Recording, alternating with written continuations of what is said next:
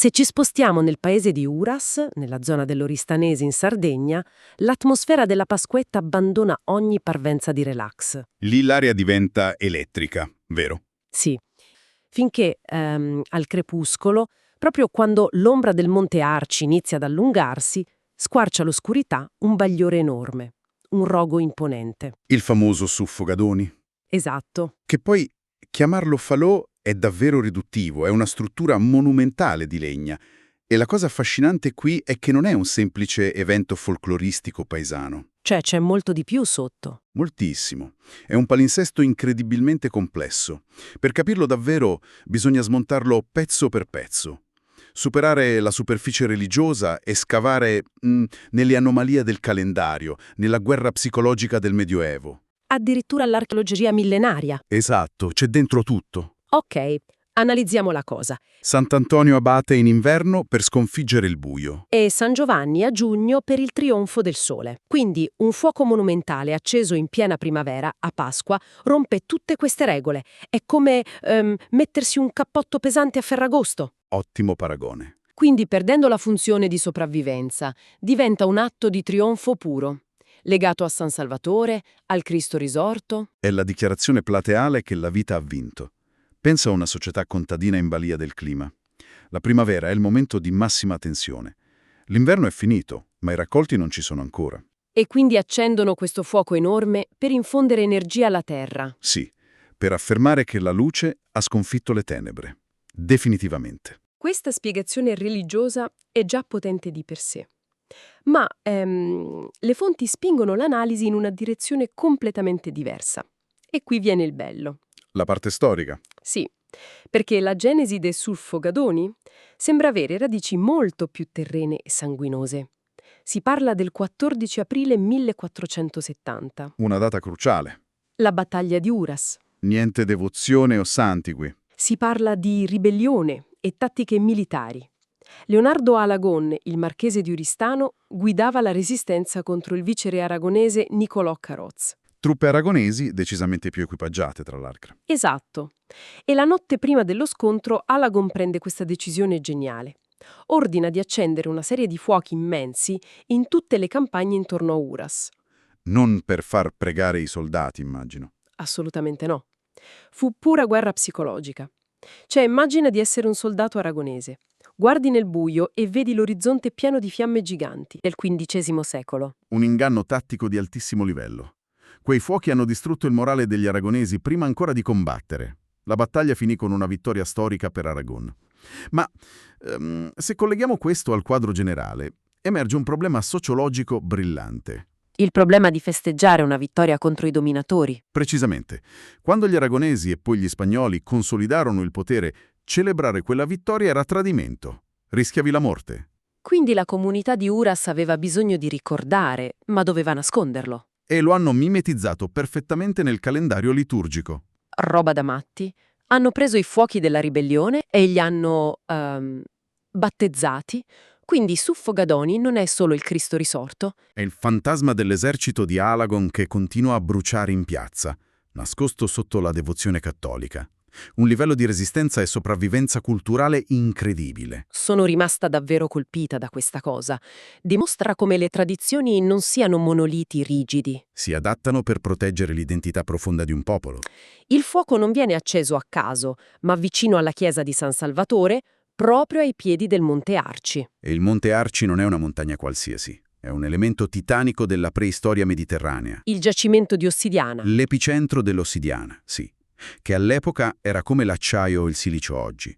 Un vetro vulcanico perfetto per armi e utensili. Questo rendeva l'area un fulcro economico millenni prima di Cristo. E leggendo l'analisi della chiesa, mi è venuta in mente questa analogia. È come un vecchio hard drive, un disco rigido che viene formatato continuamente. Bella immagine. Sì, cambiano i sistemi operativi. Prima i culti prenuragici della natura, poi nuragici romani e infine il cristianesimo. Ma i vecchi dati non si cancellano. Perché le mura della chiesa inglobano fisicamente blocchi di pietra nuragica. Esatto, pietre squadrate millenni fa che oggi sostengono l'edificio cattolico. E questo solleva una questione importante. quella della geografia sacra. La spiritualità umana ha una continuità spaziale pazzesca. Cioè le persone tornano sempre negli stessi punti. Sì, se un luogo aveva un'energia speciale, magari per l'acqua o appunto per l'ossidiana, diventava il centro del sacro. È vertiginoso pensare che il fuoco venga acceso proprio in quel punto esatto dove si facevano riti di fertilità prima della storia scritta. E dove ora si celebra la Pasqua. Ma se qui stiamo scavando in profondità, in verticale, nella storia sarda, a un certo punto i documenti allargano la mappa in orizzontale, in modo drastico. E qui faccio un po' l'avvocato del diavolo. Il collegamento col nord Europa, immagino. Sì, i testi fanno un parallelo specifico tra Uras e gli Osterfeuer, i fuochi di Pasqua in Germania e Scandinavia. Tradizioni molto radicate anche lì. Si parla addirittura di Lügde in Germania, dove fanno l'Osserräderlauf, enormi ruote di legno infuocate fatte rotolare giù da una collina per prevedere il raccolto. Scena spettacolare, tra l'altro. Sicuramente. Ma io fatico a capire la meccanica di questa cosa. Nel Medioevo non credo ci fossero molti scambi culturali tra l'oristanese e i boscaioli tedeschi, giusto?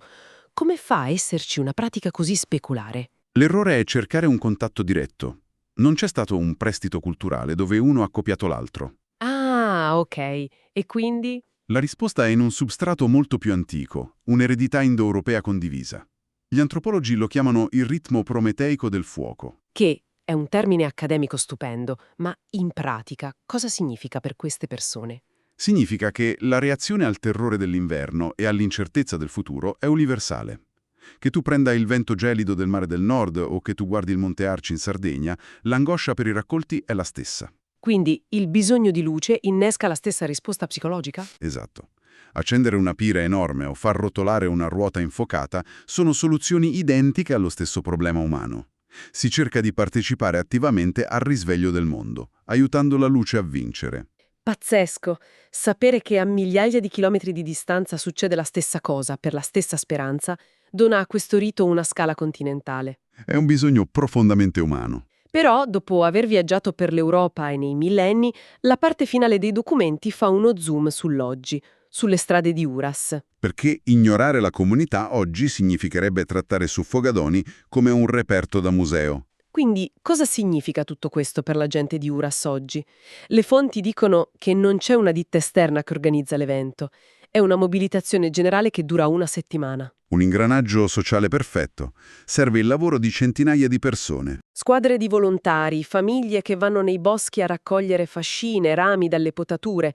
È uno sforzo fisico e logistico immenso.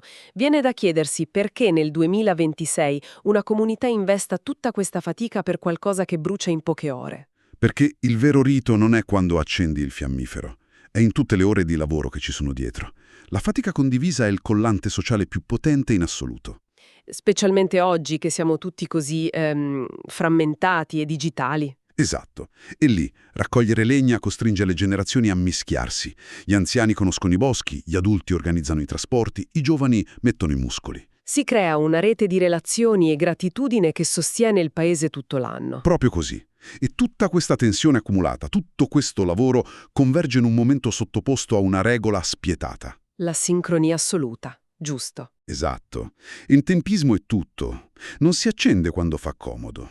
Il fuoco deve divampare, sprigionando fiamme e fumo, nell'istante esatto in cui la statua di San Salvatore passa davanti alla catasta in processione.